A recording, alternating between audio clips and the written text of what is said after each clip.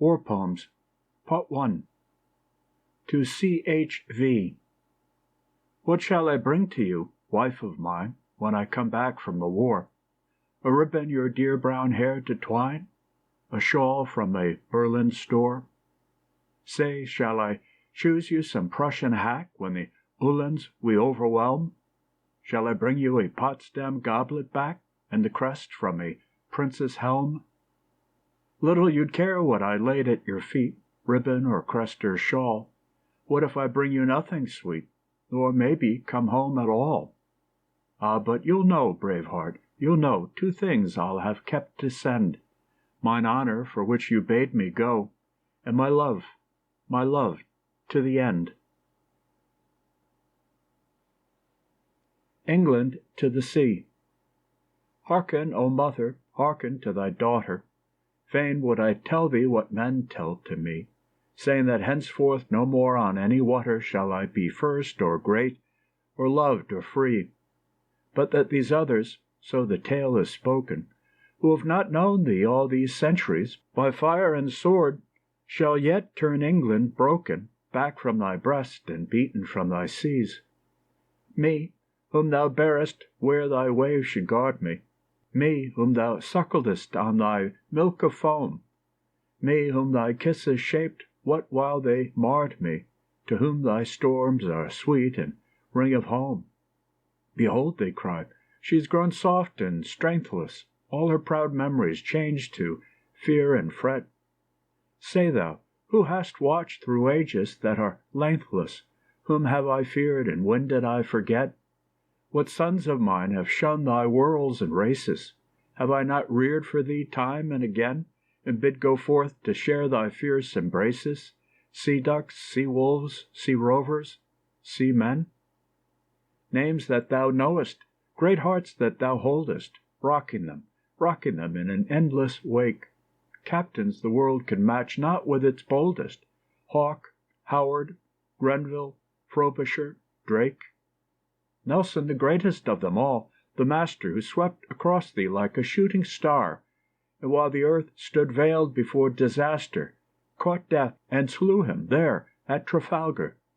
Mother, they knew me then as thou didst know me. Then I cried, peace, and every flag was furled. But I am old, it seems, and they would show me that nevermore my peace shall bind the world.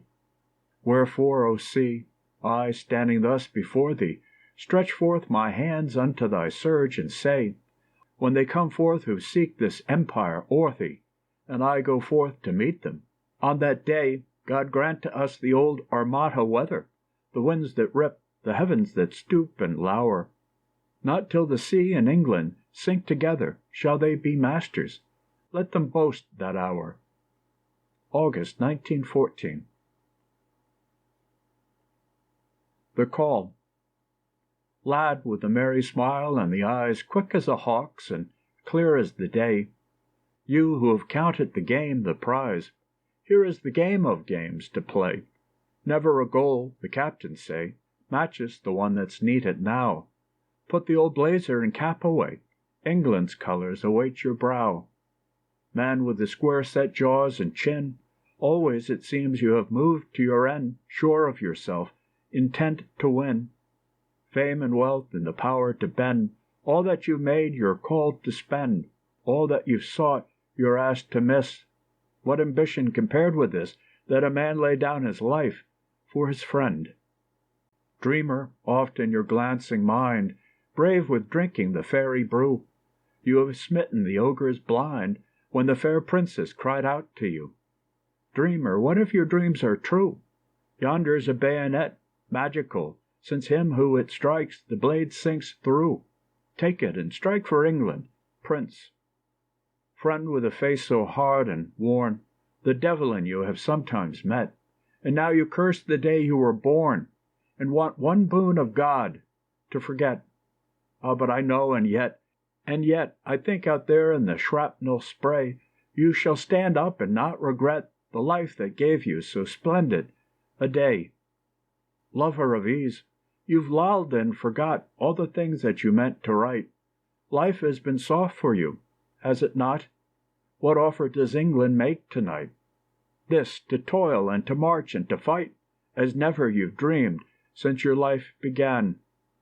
This to carry the steel-swept height, this to know you played the man. Brothers, brothers, the time is short, nor soon again shall it so betide, that a man may pass from the common sort, sudden, and stand by the hero's side. Are there some that being named yet bide? Hark once more to the clarion call, sounded by him who deathless died.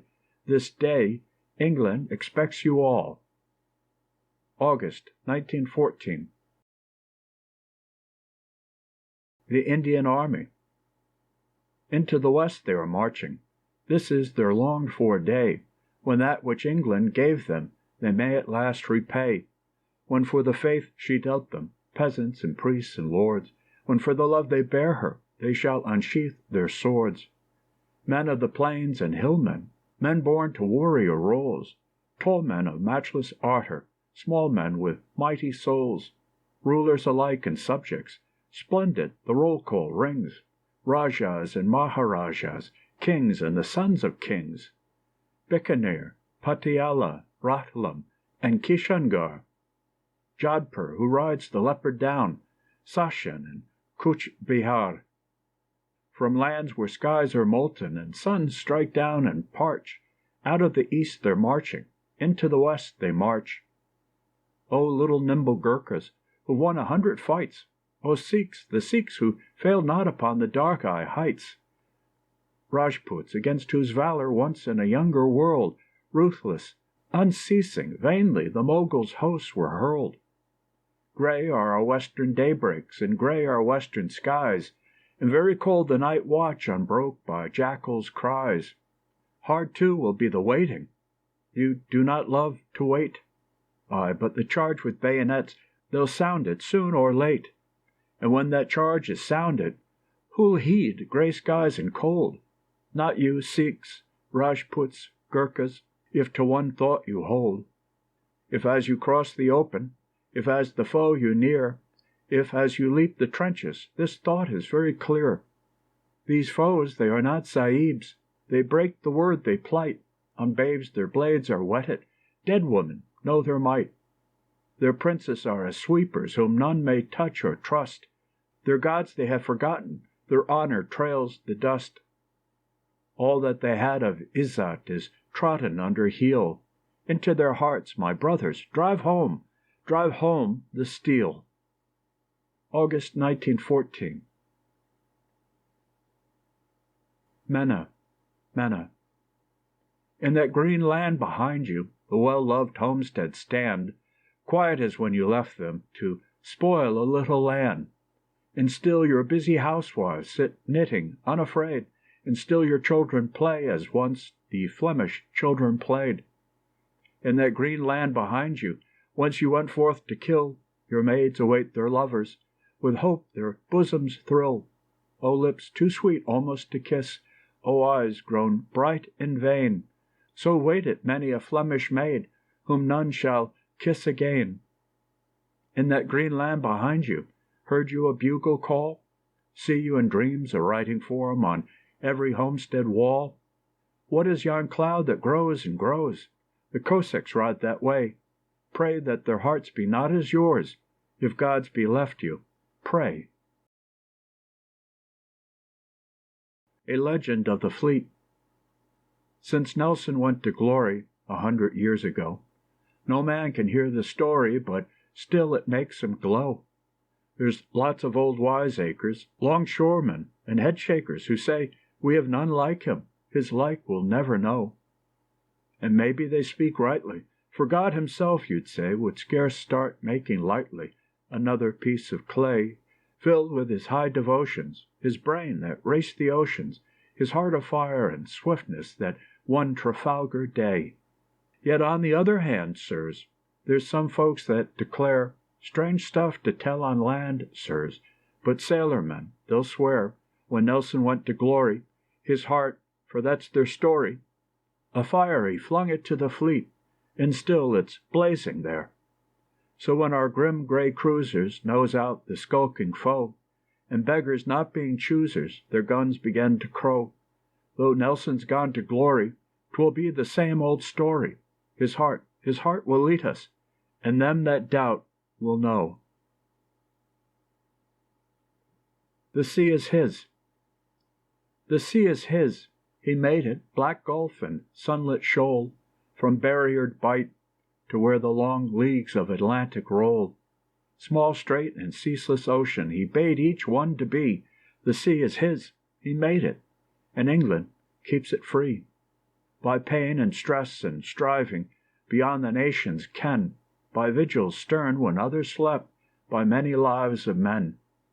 Through nights of storm, through dawnings blacker than midnights be, this sea that God created, England, has kept it free. Count me the splendid captains who sailed with courage high to chart the perilous ways unknown. Tell me where these men lie. To light a path for ships to come, they moored at Dead Man's Quay. The sea is God's. He made it, and these men made it free. O little land of England, O mother of hearts too brave, men say this trust shall pass from thee, who guardest Nelson's grave. Ay, but these braggarts yet shall learn, who'd hold the world in fee, the sea is God's, and England shall keep it free. To the United States. Traitors have carried the word about that your hearts are cold with the doubt that kills. Fools, as though you could sink to doubt, you whom the name of freedom thrills. They fear lest we plead with you by our blood to throb with England in this great fight, caring no whit if the cause be good, crying, it's England's, account it right. Nay, but that call would be vain indeed. Not thus do brothers to brothers speak. We shall not plead with you. Let them plead, whose heel is set on the necks of the weak. Let them plead, who have piled the dead, league after league in that little land, whose hands with the blood of babes are red, red while they grasp you by the hand. Let them plead, if for shame they dare, whose honor is broke and their oaths forsworn. We shall know by the blood we share, the answer you cannot speak for scorn. September 1914.